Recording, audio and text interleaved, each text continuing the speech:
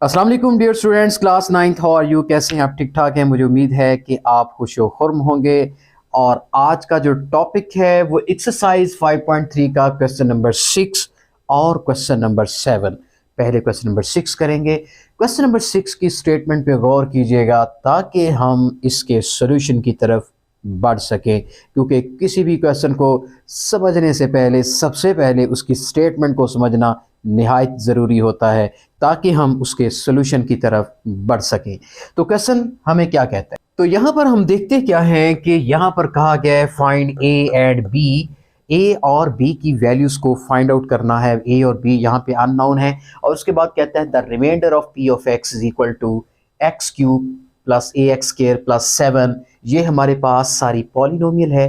कहता है कि इस पॉलिनोमियल का जो रिमाइंडर है वो कितना है? 2b है, जब डिवाइज़र क्या हो? x प्लस 1 हो। इसी तरह दूसरे पार्ट में कहता है कि जो रिमाइंडर है इसी सेम पॉलिनोमियल का b प्लस 5 बन जाता है जब उसका डिवाइज़र x माइनस 2 हो जाता है। तो कॉमन सेंस की बात है कि जब डिवाइज़र चेंज होता है तो रिमाइंडर भी चेंज हो जाएगा।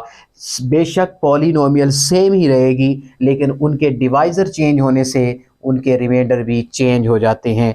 पहले डिवाइज़र x प्लस 1 डिवाइज़र के लिए रिमाइंडर 2b है, x माइनस 2 डिवाइज़र के लिए रिमाइंडर b प्लस 5 है। तो हमने a और b की वैल्यूज़ को फाइंड आउट करना है। ये क्वेश्चन नंबर 6 की स्टेटमेंट को कुछ मैंने अपने अंदाज से लिखा है ताकि बात को वाज़ेह किया जा सके। अब मैं इसके सोल्यूशन की तरफ बढ़ता हूँ।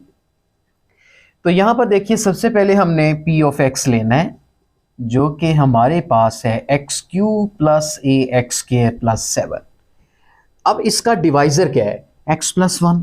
तो आपने इस x प्लस 1 को 0 के बराबर लेट करके x की वैल्यू निकालनी है। वो आप यहाँ पे पुट कर दोगे जहाँ जहाँ x आता है। तो ये देखिए पॉलिनोमियल में हम x की वैल्यू पुट कर रहे हैं। तो -1 का क्यूब -1 रहेगा, यहाँ -1 का स्क्वायर लिया तो वो +1 रहेगा। चूँकि -1 को -1 से मल्टीप्लाई करेंगे, माइनस माइनस प्लस 1 1 ज़ा +1 आ जाएगा। उसके बाद +7, -1 प्लस प्लस प्लस a को 1 से मल्टीप्लाई किया a, आगे 7, 7 में से 1 माइनस किया 6, आगे क्या आता है? Plus a। तो ये आता है p ऑफ -1। तो रिमाइंडर थ्योरम ये कहता है कि जब पॉलिनोमियल की वैल्यू जो x के की वैल्यू कांस्टेंट में निकलती है, जब p पॉलिनोमियल में x की जगह वो पुट कर देते हैं, जो p की वैल्यू आती है दरअसल वो रिमाइंडर होता है। तो आपका क्या है? ये रिमाइंडर। और रिमाइंडर हमें कितना दे रखा है? 2b। तो फिर इसका मतलब हम इस इक्वेशन को 6 प्लस a को किसके बराबर लिखेंगे? 2b के बराबर। तो इसी तरह हम इसकी इक्वेशन बना लेते हैं a। अब इस 2b को उठा के इधर ले आए, माइनस का 2b हो जाएगा, 6 उस साइड पे चला जाएगा, माइनस का 6 हो जाएगा। ये आपके पास फर्स्ट इक्वेशन आ गई है। उसके बाद नेक्स्ट पार्ट की तरफ जाते हैं। नेक्स्ट पार्ट में वही पॉलिनोमियल लेना है p ऑफ x, चूंकि पॉलिनोमियल दोनों कंडीशन में सेम है। तो ये किसके इक्वल है? X cube plus A X square plus 7। अब यहां पर डिवाइजर चेंज हो गया, x माइनस 2 डिवाइजर है तो आप x माइनस 2 को 0 के बराबर लोगे। तो यहां से x की वैल्यू क्या आ जाती है? 2। तो अब आप जहां जहां x आता है वहां 2 वैल्यू पुट करोगे। 2 की पावर 3 a इंटू 2 का स्क्वायर प्लस 7। ये 2 की पावर 3 8 होता है। चूंकि 2 को 3 टाइम्स मल्टीप्लाई करेंगे, 2 2 ज़ार 4, 4 2 ज़ार 8 होता है, तो हमने 8 लिखा है। उसके बाद 2 का स्क्वायर कितना होता है? 2 2 ज़ार 4 होता है, तो यहाँ पर 4 लिखेंगे। आगे प्लस 7, 8 प्लस 4a प्लस 7। 8 और 7 कितने होते हैं? 15 प्लस 4a। तो ये आपके पास p ऑफ 2 आ गया। यहाँ पर जब 2 की वैल्यू हमने पुट की है, x की वैल्यू 2 पुट की है, तो ये सारा आपका रिमाइंडर है। और अब की बार इस रिमाइंडर को हमने किसके इक्वल लेना है? चूंकि यहाँ पर b प्लस 5 हमें रिमाइंडर दे दिया है स्टेटमेंट के अंदर। जब डिवाइजर x माइनस 2 होगा तो रिमाइंडर b प्लस 5 लेंगे। इसका मतलब हम इस रिमाइंडर को b प्लस 5 के इक्वल लेंगे, जबकि इसमें हमने जो रिमाइंडर था उसको 2b के इक्वल लिया था। तो उससे एक हमने इक्वेशन बनाई थी। अब की बार हम रिमाइंडर b प्लस 5 के इक्वल ले रहे हैं, तो हमारे पास एक सेकेंड इक्वेशन आएगी 4a। अब इस b को उठाएंगे, यहाँ पे लेके आएंगे, इस तरफ माइनस का हो जाएगा। अब इस 5 में से ये जो 15 है दूसरी साइड पे जाएगा तो ये नेगेटिव का हो जाएगा, तो ये बन गया 4a minus b।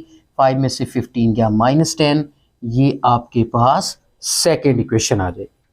This one is first and this one is second.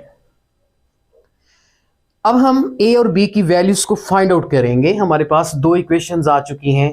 First equation है a minus 2b is equal to -6। Second equation है 4a minus b is equal to -10।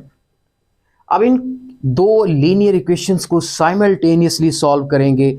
वही तरीका है कि हम यहाँ पर या तो a के कोफिशिएंट्स को सेम कर लें या b के कोफिशिएंट्स को सेम कर लें, एज विश। अगर आप चाहते हैं कि a को 4 से मल्टीप्लाई करके इन दोनों को सेम कर लें तब भी हल हो जाएगा। आप इक्वेशन 1 को किससे मल्टीप्लाई करें? से 4 से मल्टीप्लाई करें।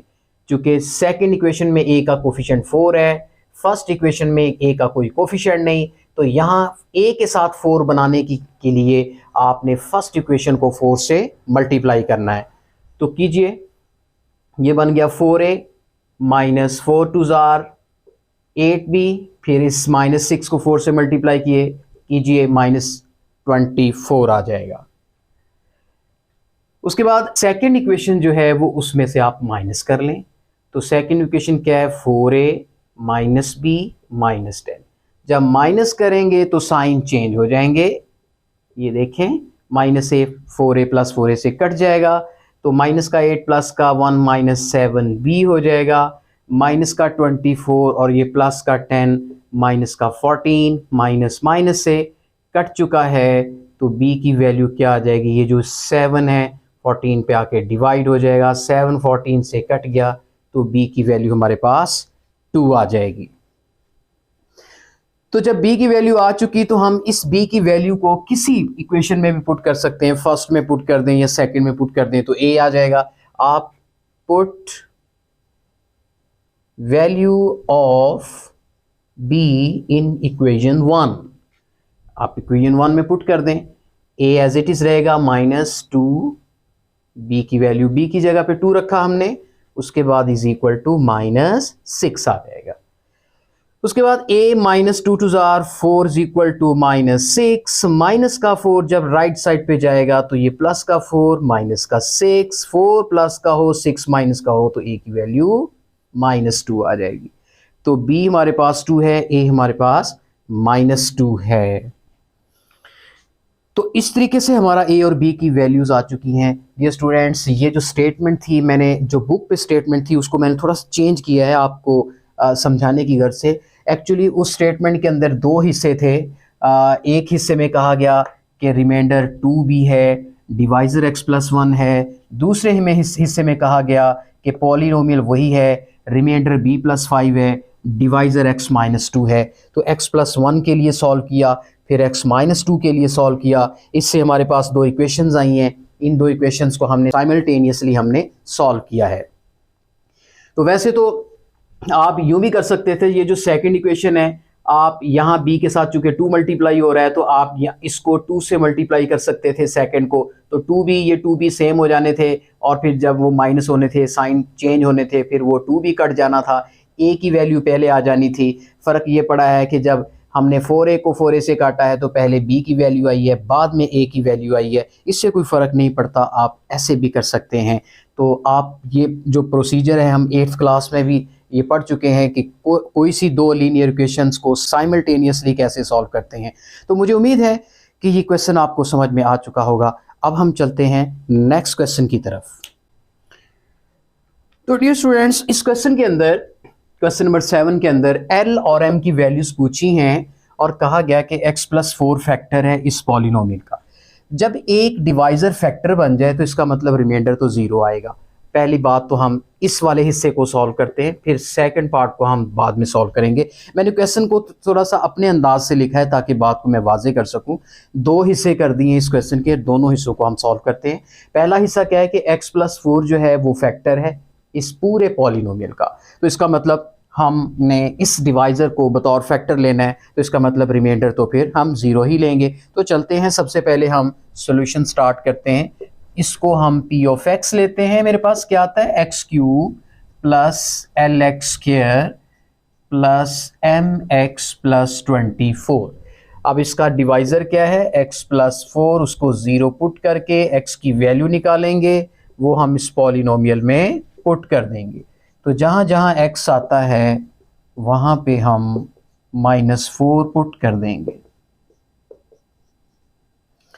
उसके बाद -4 की पावर 3 कितना होता है, -4 की पावर 3 मतलब 4 को 3 टाइम्स मल्टीप्लाई करना है। 4 4 ज़ार 16, 6 जैसे देखें 4 multiply 4 minus minus plus plus minus minus, ये कितना आ जाएगा 64। 4 4 ज़ार 16, 16 4 ज़ार 64, तो माइनस का 64 आ जाएगा और -4 का स्केयर लिया प्लस 16 आ जाएगा, plus minus minus 4m plus 24। -64 plus 16 को l से मल्टीप्लाई करेंगे तो ये 16l minus 4m plus 24। Minus का 64 प्लस का 24, तो आप इस तरह करें 64 में से 24 को माइनस कर दें तो ये आ जाएगा 40। तो 40 किसका आ जाएगा, माइनस का, चूंकि बड़ा साइन नेगेटिव का है। उसके बाद 16l माइनस 4m। तो अब चूंकि x प्लस 4 ना सिर्फ डिवाइज़र है बल्कि ये एक फैक्टर भी है, तो इसका मतलब ये सारे का सारा जो रिमाइंडर है ये ज़ीरो के बराबर हो जाएगा, चूंकि x प्लस 4 क्या था, फैक्टर था।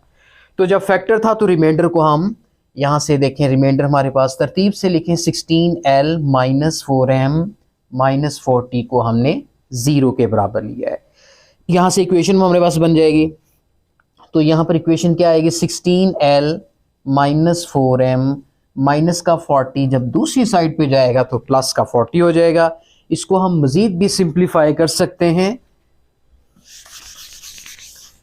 तो यहाँ पर देखिए 16l माइनस 4m में कॉमन क्या आता है, 4 कॉमन आता है। 4l minus m is equal to 40। 4l minus m is equal to, ये जो 4 है ये 40 पे डिवाइड हो जाएगा। 4l माइनस m, 40 को 4 पे डिवाइड कर दें, ये आपकी 10 आ जाएगा। तो फर्स्ट इक्वेशन आ चुकी है।